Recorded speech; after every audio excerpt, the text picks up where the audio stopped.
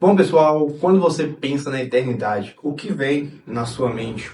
Provavelmente algo parecido com isso. Depois da morte, os salvos vão para o céu e permanecerão lá para todo sempre. Mas será que essa realmente é a esperança final ensinada pela própria Bíblia?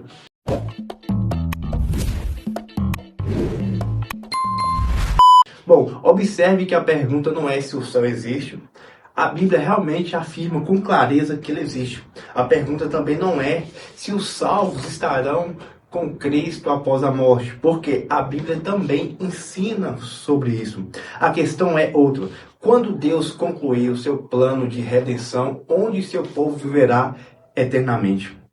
Bom, pessoal, muitas vezes construímos nossa visão sobre a eternidade com base em música, tradições e até mesmo em filmes, mas devemos voltar para as Escrituras. E quando fazemos isso, descobrimos, pessoal, olha só, algo surpreendente. A Bíblia não termina com pessoas vivendo eternamente em um céu distante. A Bíblia termina com Deus restaurando todas as coisas. Para entender isso, precisamos começar pelo início, no início da história.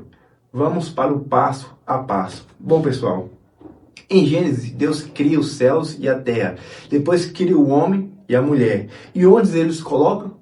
Na terra, no jardim do Éden. Ali encontramos algo muito importante. O lar perfeito da humanidade não era o céu, mas uma criação perfeita onde Deus habitava com seu próprio povo. Antes da entrada do pecado, não havia separação entre Deus e nenhum homem. A presença de Deus era uma realidade.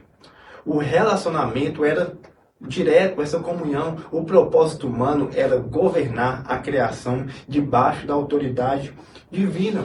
Então o pecado entra no mundo, a morte aparece, a criação simplesmente é afetada e o homem é expulso do jardim.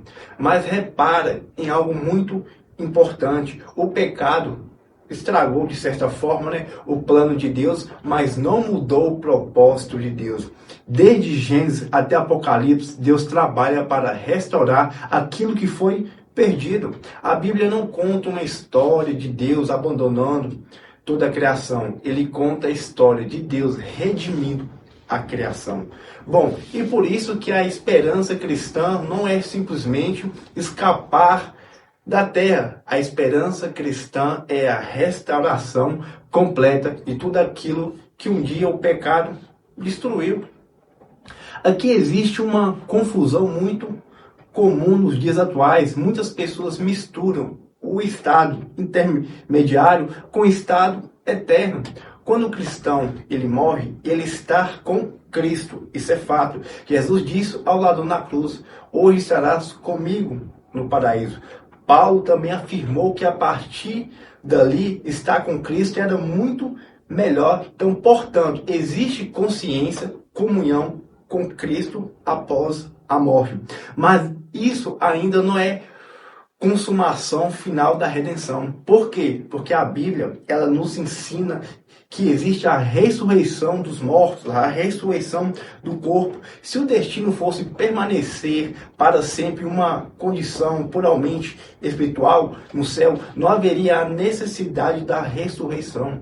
Mas a ressurreição é uma das doutrinas centrais do cristianismo. Jesus ressuscitou fisicamente e os salvos também irão ressuscitar. Em 1 Coríntios, capítulo 15, Paulo dedica um capítulo inteiro explicando sobre a ressurreição futura. A esperança cristã não é apenas uma sobrevivência da sua própria alma. A esperança cristã é a vitória completa sobre a morte. Corpos glorificados, criação totalmente restaurada, comunhão perfeita com Deus. Isso aponta para algo muito maior do que simplesmente permanecer no céu. Olha só que interessante. Agora chegamos ao ponto central. Em Isaías 65, Deus promete novos céus e nova terra. Séculos depois, Pedro retoma também essa promessa. E em seguida, João consegue ver o cumprimento disso tudo em Apocalipse 21. João declara: eu vi novos céus e nova terra. Observe que ele não diz que viu apenas um céu eterno. Ele vê a criação totalmente renovada, uma nova ordem de existência. Então acontece algo extraordinário. A nova Jerusalém desce do céu. A direção é importante. O texto não mostra que os salvos estão subindo para viver eternamente no céu, mas mostra a cidade santa descendo. E então ouvimos das declarações mais importantes de toda a Bíblia: eis o tabernáculo de Deus com os homens. Bom, pessoal, em outras palavras, Deus passará a habitar definitivamente com seu povo. A separação causada pelo pecado desaparece. Não haverá morte, não haverá luto, não haverá dor, não haverá maldição. Tudo aquilo que um dia começou em Gênesis encontra a sua restauração em Apocalipse. A história termina onde deveria ter permanecido desde o princípio.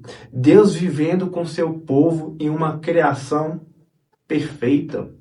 A resposta mais precisa é esta: os salvos vão para a presença de Cristo após a morte. Mas a esperança final apresentada pela Bíblia não é passar uma eternidade em um céu distante. A esperança final é a ressurreição dos mortos, a renovação de toda a criação e a habitação eterna de Deus com seu próprio povo. Em novos céus, em nova terra. Por isso a Bíblia dá tanta importância à ressurreição. Por isso que Apocalipse termina falando de uma nova criação. É por isso que os profetas apontam para a ressurreição de todas as coisas.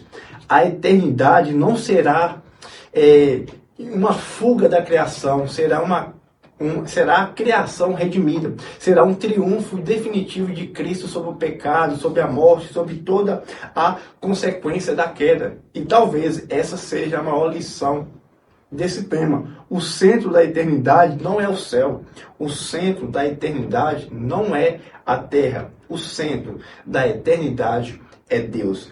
A maior promessa das Escrituras não é um lugar, a maior promessa das Escrituras é estar com Deus.